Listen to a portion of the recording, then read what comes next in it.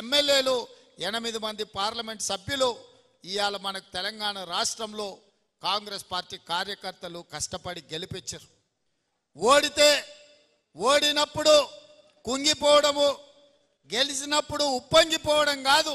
ఎప్పుడైనా నిబద్ధతతోని కార్యకర్తలు అండగా నిలబడితే తప్పకుండా విజయం సాధించవచ్చు అని చెప్పి నిరూపించడం ఇవాళ. అందుకే ఈ ప్రభుత్వం ఏర్పడ్డది. అందుకే మిత్రులారా, మీరందరినీ నిన్న మొన్న చూస్తున్నాం. కొంతమంది మాటలు బీఆర్ఎస్ వాళ్ళు అంటున్నారు, అయ్యో ఇంత అన్యాయం ఉంటుందా, మేమేం ఇంటలేదు ఈ ప్రభుత్వం అని.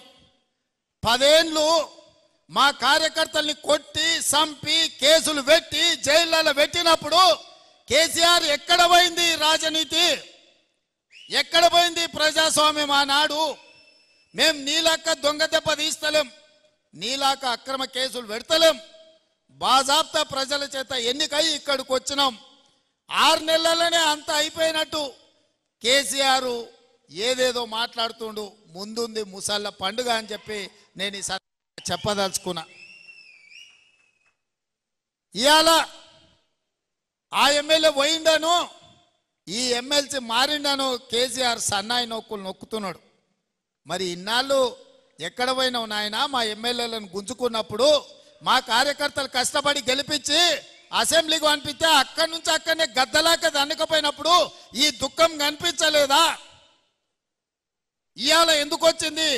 ఎన్నికైనా నెల తిరగక ముందే ఈ ప్రభుత్వాన్ని పడగొడతాం, ఈ ప్రభుత్వం పడిపోద్ది అని చెప్పి బీజేపీ వాళ్ళు బీఆర్ఎస్ వాళ్ళు ఒక్కటై కుమ్ముక్కై మన ప్రభుత్వాన్ని పడగొట్టాలని చూసిరు. ఈ ప్రభుత్వం ఉండనే ఉండదు, 3 నెలలు కూడా ఉండనీయమని చెప్పి బీజేపీ వాళ్ళు బీఆర్ఎస్ వాళ్ళు మాట్లాడలేదా? ఇవాళ అక్కడి నుంచి ఈ భూమి మీద బీఆర్ఎస్ఏ ఉండదు, పాతాళానికి పోయిందనే పరిస్థితి వచ్చింది. కాంగ్రెస్ పార్టీ కార్యకర్తలతో పెట్టుకుంటే నీ పార్టీకి పుట్టగతులు ఉండవని నేను ఆయల్లో చెప్పిన. మా కార్యకర్తలు ఉసురు తలిగింది కేసీఆర్ నీకు, వాళ్ళ ఉసురు తలిగి దుమ్ము కొట్టుకపోతావు. నీకు ఇంకా రాజకీయంగా మనుగడ లేదు. ఇప్పటికైనా నువ్వు అర్థం చేసుకొని ఈ తెలంగాణ రాష్ట్రాన్ని సోనియా గాంధీ గారు ఇచ్చిండ్రు, ఈ తెలంగాణ రాష్ట్రాన్ని అభివృద్ధి పదం వైపు నడిపించాలని మేమందరం కష్టపడుతున్నాం. ఇప్పటికైనా తెలంగాణ సమాజానికి క్షమాపణ చెప్పి అభివృద్ధి కోసం కష్టపడుతున్న కాంగ్రెస్కు అడ్డుపడకుండా చేతనైతే సహకరించు, చేత కాకపోతే ఆ ఫామ్ హౌస్లో పడుకొని ఏడువు తప్ప ఇంకా కాళ్ళ కట్టెబెట్టాలని తండ్రి కొడుకులు మామ అల్లుళ్ళు చూస్తున్నారు. ఆనాడు 6 అడుగులు ఉన్నోడు 100 రూపాయలు పెట్టి లీటర్ పెట్రోల్ తెచ్చుకుండు, కానీ 10 పైసలు పెట్టి అగ్గిపెట్టె తెచ్చుకోలే. పెట్రోల్ డ్రామాతో హరీష్ రావు డ్రామా ఆడితే ఇది నిజం అనుకొని శ్రీకాంతాచార్య అని పేదోళ్ళ బిడ్డ పెట్రోల్ పోసుకొని తెలంగాణ ఉద్యమంలో ప్రాణ త్యాగం చేశాడు. అక్కడి నుంచి ఈశాన్ రెడ్డి, వేణుగోపాల్ రెడ్డి, కానిస్టేబుల్ కిష్టయ్య, యాదయ్య ఇట్లా వందలాది మంది పిల్లలు ప్రాణాలు తీసుకున్నారు. కానీ కేసీఆర్ కుటుంబంలో ఒక్కరన్నా చచ్చిపోయినానే ఎన్నడనా? మళ్ళీ ఇప్పుడు అదే మోతిలాల్ అని ఒక లంబాడి బిడ్డను ఇవాళ రెచ్చగొట్టి దీక్ష కూసబెట్టారు. ఇంకొక బక్క జడ్సన్ అని ఒక దళితుని దీక్ష కూసబెట్టారు. ఇవాళ ఇంకో కోచింగ్ సెంటర్ ఆయన దీక్ష కూర్చున్నాడు. ఎందుకు మోతిలాల్ కూర్చోవాలి, ఎందుకు బక్క జడ్సన్ కూర్చోవాలి? నేను సూటిగా సవాల్ విసురుతున్న హరీష్ రావుకు, కేటీఆర్కు, సన్నాసులారా మీరు దీక్ష కూర్చోండి, మీరు సావనైన వాయిదా అయిన పడాలి. ధైర్యం ఉందా? రాండి ఉస్మానియా యూనివర్సిటీకి వచ్చి ఆర్ట్స్ కాలేజ్ ముందల బామార్దుల ఆమరణ నిరాహార దీక్ష కూర్చోండి. గ్రూప్ 1 పరీక్షలు, గ్రూప్ 2 పరీక్షలు, గ్రూప్ 3 పరీక్షలు, డిఎస్సి పరీక్షలు వాయిదానన్న పడ, లేకపోతే మీ ప్రాణాలన్న పోవాలి అనే నినాదంతో మీరు ఆర్ట్స్ కాలేజ్ ముందల దీక్ష చేయండి.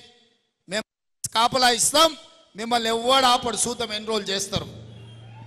మీరిద్దరు నిజంగానే పరీక్షలు వాయిదా వేయాలంటే మీ వాటిలో బలం ఉంటే ఈ తెలంగాణ కోసం సావు నోట్ల తలకాయ పెట్టినని సన్నాసి కేసీఆర్ చెప్పేది నిజమే అయితే ఇక ఆయన కంటే వయసు మీద పడ్డది లేవలేనోడు అసలే కాలు ఇరిగింది, ఆయనను వదిలేయండి. కానీ మీరిద్దరు బావబామర్దులు బిల్లా రంగాలు రాండి ఆర్ట్స్ కాలేజ్ ముందల.